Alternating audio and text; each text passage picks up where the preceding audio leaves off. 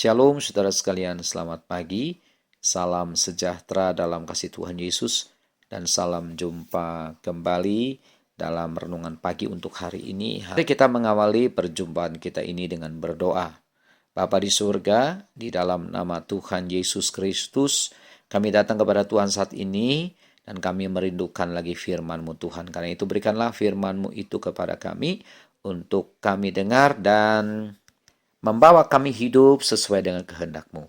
Urapi dan pakai hamba-Mu ini dengan kuat kuasa Roh Kudus, agar hamba-Mu dimampukan untuk dapat memaparkan firman-Mu sehingga menjadi berkat bagi banyak orang dan mendatangkan kemuliaan bagi nama Tuhan.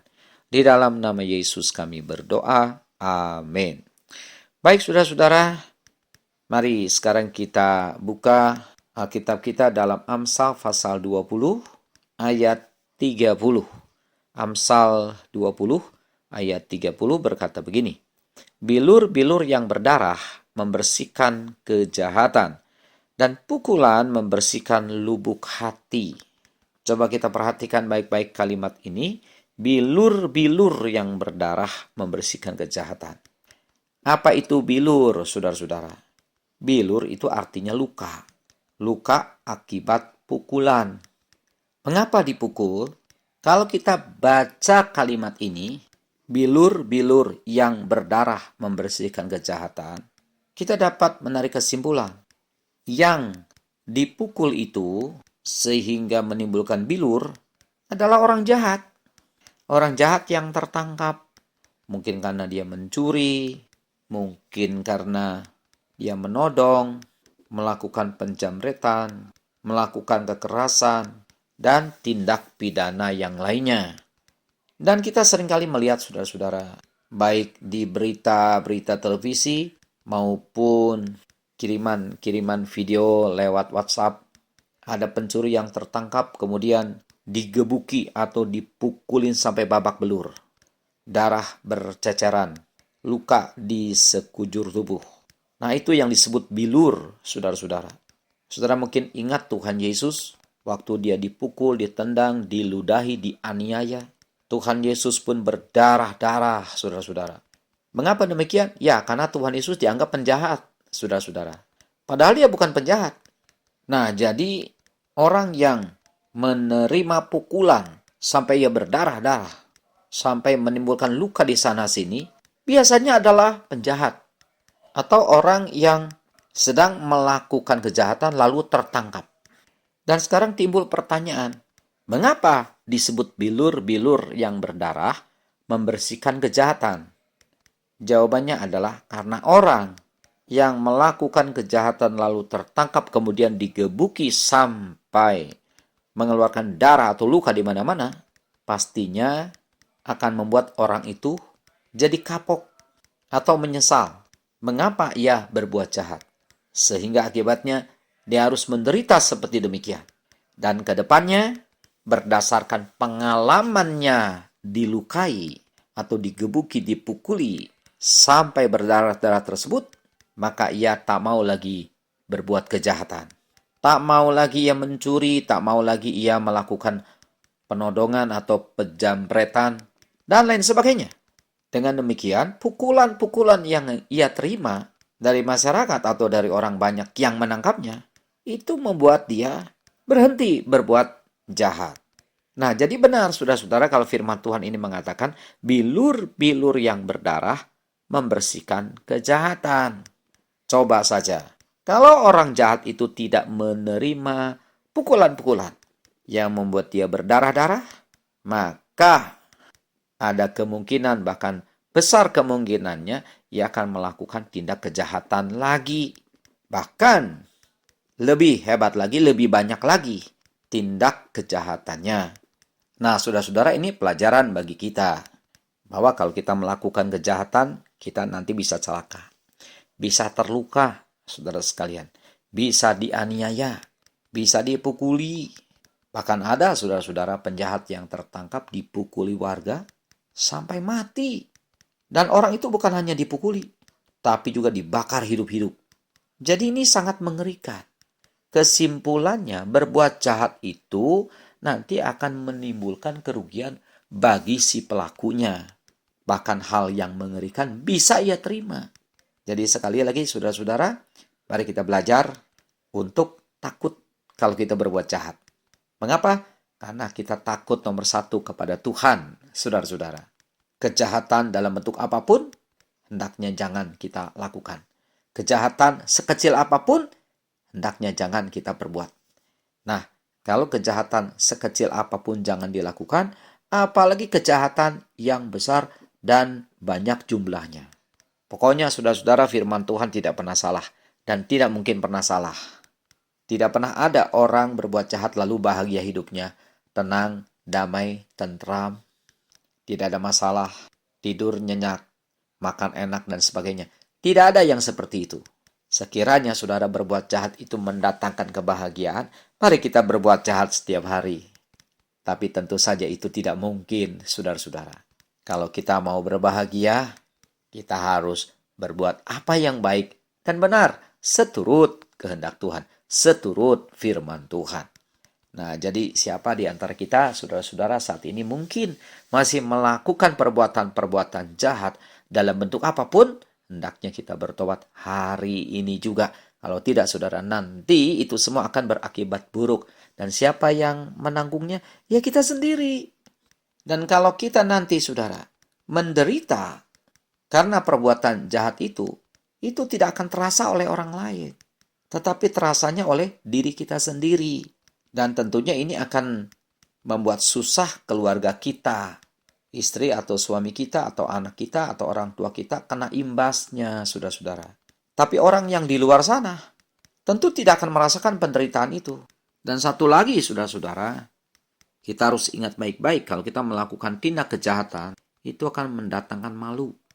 Malu bagi diri kita sendiri. Sebab nanti orang-orang menyorot kita dan memandang kita sebagai orang yang menjijikan.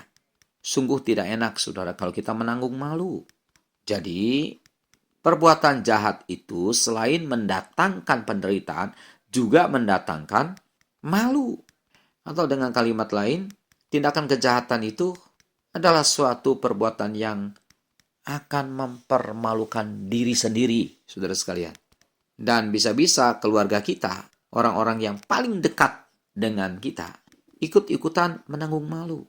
Anak-anak kita akan malu, saudara, mempunyai ayah atau ibu melakukan tindak kejahatan.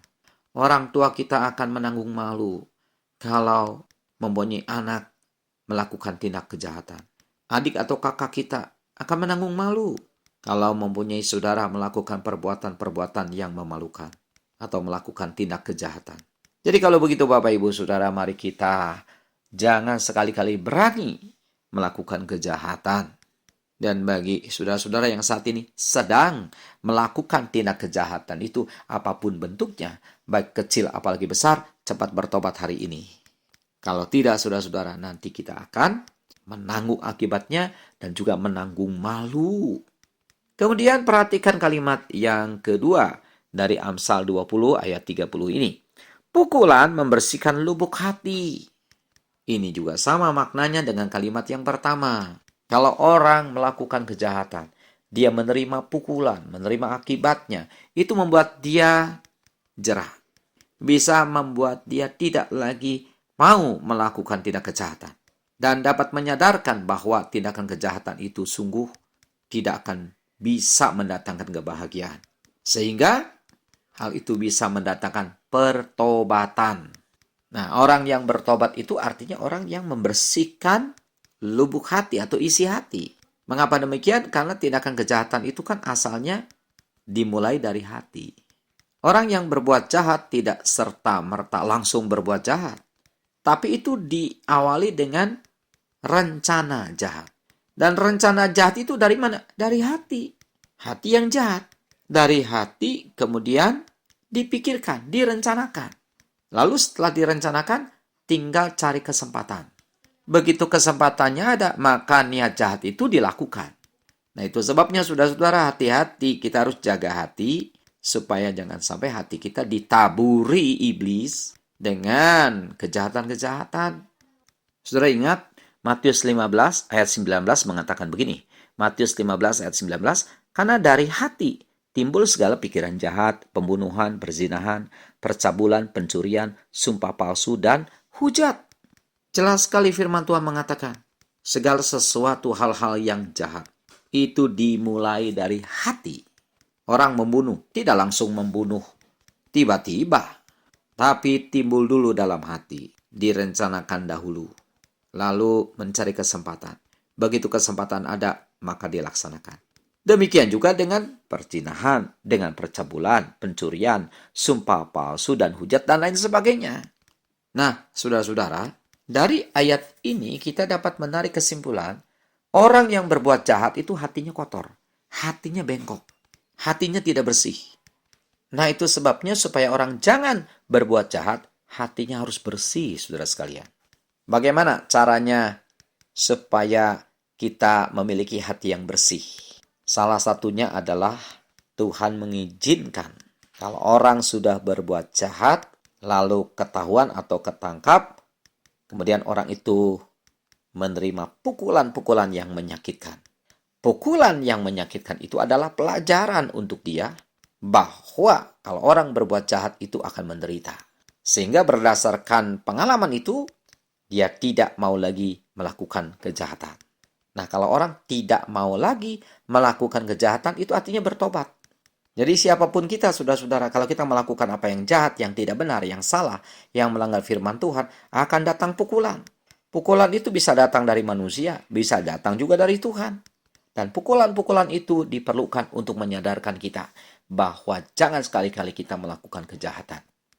Dan juga menyadarkan kita bahwa tindakan kejahatan bukanlah cara untuk mendatangkan kebahagiaan. Sebaliknya, tindakan kejahatan membawa kehidupan manusia hancur. Jadi kalau begitu, saudara-saudara, jangan sampai kita digebuk dulu. Jangan sampai kita dipukul dulu, baru kita bertobat dari segala kejahatan kita. Ayo, lebih baik kita mencegah daripada mengobati. Bagaimana caranya kita mencegah diri dari tindakan kejahatan? Ya, sucikanlah hati kita dengan firman Tuhan. Isilah hati kita dengan firman Tuhan. Penuhilah hati kita dengan firman Tuhan. Kalau hati kita penuh dengan firman Tuhan, maka tidak ada tempat untuk hal-hal jahat, saudara sekalian. Nah, kalau di hati kita tidak ada tempat untuk kejahatan, maka pastinya kita tidak akan melakukan tindak kejahatan. Nah, kalau kita melakukan apa yang benar, yang datang adalah kebahagiaan, sukacita. Dan juga berkat-berkat Tuhan, Tuhan akan limpahkan dalam hidup ini, saudara-saudara. Nah, kesimpulan Amsal 20 ayat 30, saudara sekalian, mari kita miliki hati yang bersih. Kalau kita memiliki hati yang bersih, tidak mungkin kita akan dipukul Tuhan, dihajar Tuhan. Orang yang hatinya bersih akan membuat orang itu hidup di dalam kebenaran dan melakukan apa yang benar. Mana mungkin saudara-saudara orang benar dipukul Tuhan?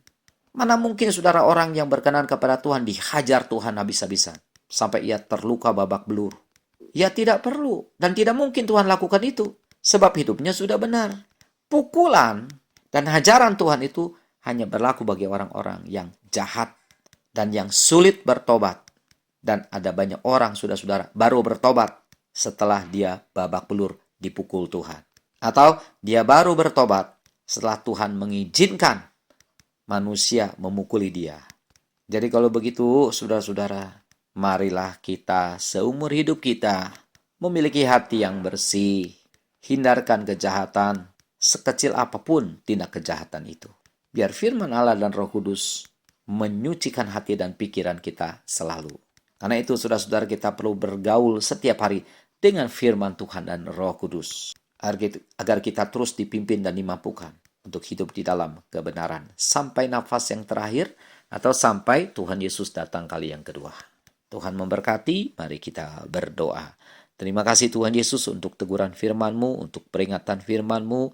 Tuhan tolong kami supaya kami tidak melakukan tindak kejahatan sekecil apapun kejahatan itu. Dan mari Roh Kudus, sucikanlah hati dan pikiran kami selalu. Biar kami berkenan di hadapan Tuhan seumur hidup kami. Di dalam nama Yesus kami berdoa. Amin.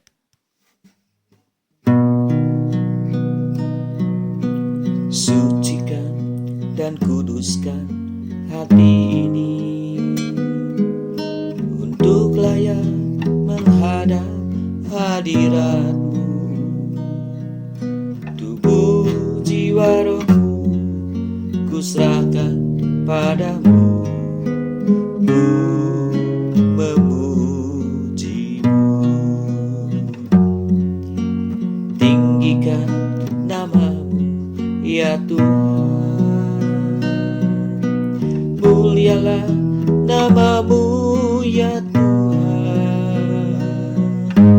Tiada lain seperti Engkau ya Allahku, besar kuasa-Mu. Tiada lain seperti Engkau ya Allahku, besar kuasa-Mu. Besar kuasa-Mu, besar